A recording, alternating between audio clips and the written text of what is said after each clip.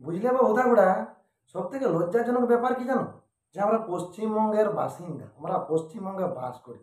ইয়ার থেকেও বড় লজ্জাজনক ব্যাপার হইল যে আমাদের রাজ্যের একজন মুখ্যমন্ত্রী মহিলা। আর এই মহিলা মুখ্যমন্ত্রী থাকা সত্ত্বেও আমাদের এই পশ্চিমবঙ্গে ধর্ষণ এমনভাবে বাড়িয়ে চলেছে যেমন মেলা আছে। এই পশ্চিমবঙ্গের মুখ্যমন্ত্রী মহিলা থাকা সত্ত্বেও ধর্ষণ দিনের পর দিন বাড়িয়ে চলেছে। অথচ কোনো আজ পর্যন্ত কোনো দোষীর শাস্তি আমি দেখলি না।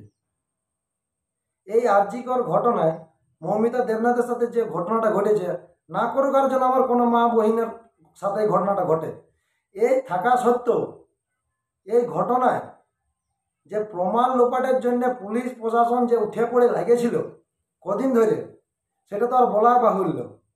কিন্তু মুখ্যমন্ত্রীর বাণী কি হচ্ছে সেটা নিজেরাই শুনো। মেয়েটি তো আর ফিরে আসবে না। ওর নামে যদি আপনারা কিছু করতে চান করতে পারেন, যা টাকা লাগবে আমি দেব। হ্যাঁ, আমরা 10 লক্ষ টাকা তো দিতেই পারি পরিবার। বাহ দিদি, বাহ বাহ, স্যালুট আপনাকে, স্যালুট দিদি। আমরা জানি যে চলে গেছে সে আর কোনোদিন ঘুরে আসবে নাই। আমরা জানি যে চলে গেছে সে কোনোদিন ঘুরে আসবে নাই। কিন্তু যাদের কারণে ওকে চলে যেতে হইল, তারা কেন খোলা সাড়ের মতো ঘুরে বলবে? প্রশ্নটা আমার এইখানে। তাদের আজ পর্যন্ত কেন চিহ্নিত করে শাস্তির ব্যবস্থা করা হচ্ছে নাই? এইটা শুধু মৌমিতা দেবনাথ বলে নয়, এর আগে যে ঘটনাগুলো ঘটেছে আমি লিস্ট চারটা দিয়ে দিচ্ছি, আপনারা পড়ে নেন। 2007-এর পর আর 9-এর পর থেকে যে ঘটনাগুলো ঘটেছে, আজ পর্যন্ত কোনো দোষী সাব্যস্ত হয় নাই, কেউ কোনো শাস্তি পায় নাই। কেনে পাচ্ছে না? দিনের পর দিন এই বাড়ে যাচ্ছে। আপনি বললেন যে চলে গেছে, তার তো ফিরে আসবে না, তার পরিবারকে কিছু সাহায্য করতে পারি, তো 10 লাখ টাকা আমরা দিতেই পারি। হ্যাঁ, আমি 10 লাখ টাকাটা মানতেই। 10 লাখ টাকাটা যদি যে এই ঘটনাগুলা ঘটাচ্ছে, যারা এই ঘটনার সাথে দোষী, তারা যেদিন ফাঁসি কাটে ঝুলতো, তারপর যদি ওই পরিবারকে 10 লাখ টাকা ক্ষতিপূরণ দেওয়া হতো, তাইলে আমি মানতেই যে হ্যাঁ, আপনি একজন মুখ্যমন্ত্রী কাজ করেছেন। আপনি একজন মহিলা হয়ে বলছেন, একজন মহিলা, একটা নারী সে পৃথিবী থেকে চলে গেল, তাকে ধর্ষণ করে মারে ফেলা হলো, আর তারপরে বলছে তার পরিবারকে আমি 10 লাখ টাকা দিতেই পারি, আমরা দিতেই পারি।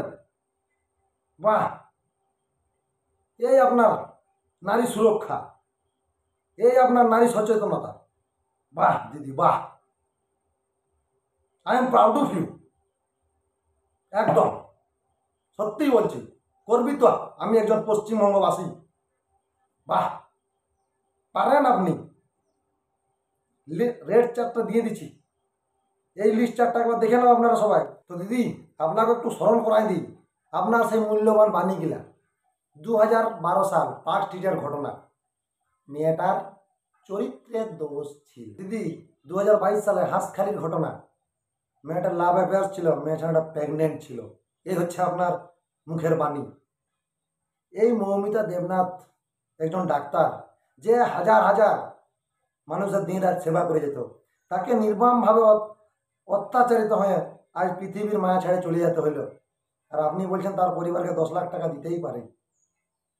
কি হবে টাকাটা নিয়ে? মাঝাটা ফিরে আসবে টাকাটায়?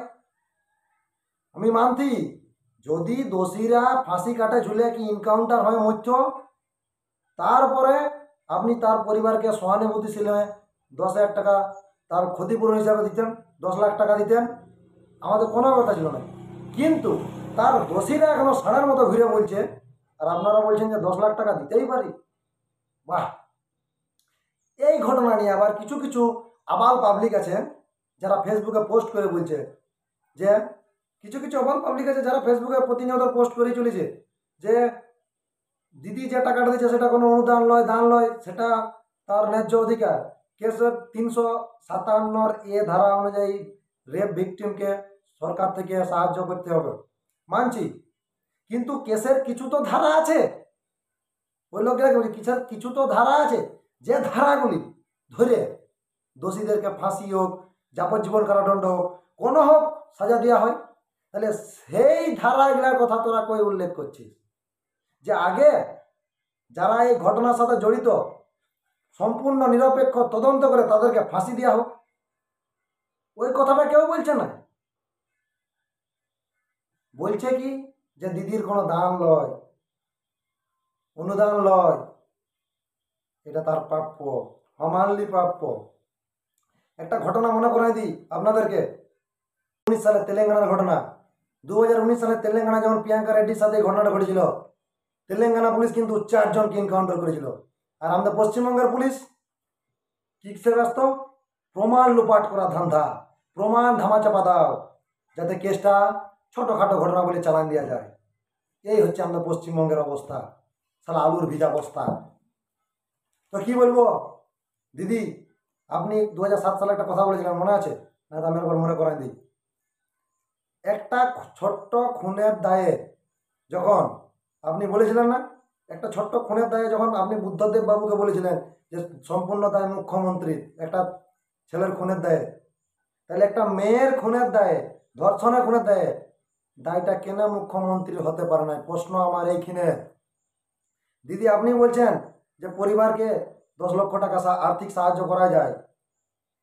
প্রশ্নটা আমি যদি করি আপনাকে, যে এই জায়গায় যদি আপনার পরিবারের কেউ হতো, আপনার পরিবারের কোনো মেয়ে হতো, আপনার পরিবারের কোনো বৌমা হতো, আপনি কি করতেন?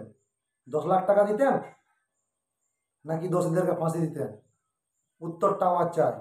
কারো যদি জানা থাকে উত্তরটা কমেন্টে অবশ্যই জানাবে। প্রশ্ন করুন সবাই মুখ্যমন্ত্রীকে, যে তার বাড়ির যদি ঘটনাটা হইতো, সে কি করত? 10 লাখ নিত না দোষীদের ফাঁসি চাইতো? কারণ আমরা পশ্চিমবঙ্গবাসী না, সত্যি কথা বহুত স্বার্থপর। আমার বউয়ের লক্ষ্মীর ভান্ডারটা ঠিক থাকলেই হচ্ছে। লক্ষ্মীর ভান্ডার বউকে দিছু আর বেটি গিলার জন্য 10 লাখ লিছু, বাহ খুড়া বাহ, তালিয়া। এই তো শুরু। বউকে 1000, বেটি 10 লাখ, বিরাট ব্যাপার। কার কত খাবি ভাববেন না। আজ ওইখানে হয়েছে মৌমিতার সাথে, কাল আমার ঘরের মৌমিতার সাথে হতে পারে, কাল আপনার ঘরের মৌমিতার সাথে হতে পারে। বিচার কাকে চাইবেন? কার কাছে বিচার চাইবে? কে দিবে দোষীদের সাজা? প্রশ্নটা কি মনে জাগে নাই তোমাদের কারো? আমার মনে জেগেছে, তাই আজ রাগটা লাগিয়েছে যে যদি আমার ঘরে হয় আমি কার কাছে যাবো বিচার চাইতে। এরা তো বলে দিবে ছোট ঘটনা, এসব কিছুই হয় না, সুইসাইড। বাহ, সত্যি যত দিন দিন দেখছি পশ্চিমবঙ্গের পরিস্থিতি না, নিজেকে বিরাট একটা মানে মহান মহান আমার মনেও আছে যে আমরা কোন রাজ্যে বাস করছি, যেখানে একটা আমার মা বহিনের ইজ্জতের দাম 10 লাখ টাকা ধরা ধার্য করা হয়। কাল যেদিন আপনার ঘরের মা বহিনের হবে, সেই দিন বুঝবেন ঠেলার নাম বাবাজি। কুড়া বিড়াল সাথে গাছে উঠে নাই ঠেলায় না পড়লে। ঠিক পশ্চিমবঙ্গবাসী যতক্ষণ না ঠেলায় পড়ে, এদের ঘোর কাটে নাই। আমরা শুধু রাইতেবেলা মোমবাতি নিয়ে উই আর জাস্টিস, দোষীদের সাজা চাই, মোমবাতি নিয়ে মিছিল করছি, কিন্তু আজ পর্যন্ত দোষীদের কোনো খবর নাই, পাচ্ছে নাই। দোষীরা ষাঁড়ের মতো ঘুরছে, আগের বারও ঘুরেছে, এখনও ঘুরবে, আর আগামী কালেও ঘুরবে। দোষীরা ষাঁড়ের মতোই ঘুরবে। কারণ বর্তমানে পয়সা দিলেই সব হয়। পয়সা দিয়ে উকিল কিনে লও, পয়সা দিয়ে পুলিশ কিনে লও, পয়সা দিয়ে নেতা কিনে লও, মন্ত্রী কিনে লও, পয়সা থাকলে দুনিয়া কিনে লও। বর্তমানে পশ্চিমবঙ্গের পরিস্থিতি এটাই।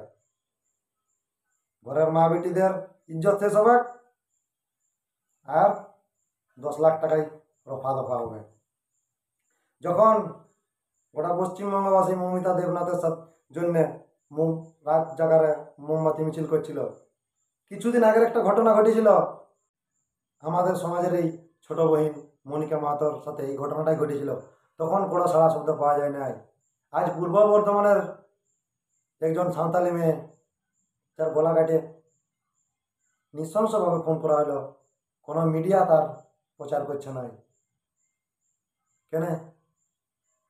সে কি আদিবাসী বলে নাকি সাঁওতাল জাতির বলে? খুড়া কাড়া পয়না গিলা বলছি খুঁজে রাখ, এইবার কিন্তু কাজে লাগবে। কাড়া পয়না না পয়না গিলা আমি একটাই কথা বলছি, খুঁজে রাখ। আজ এই বহিনদের সাথে আছে, কাল আমাদের ঘরের বহিনদের সাথে হবে।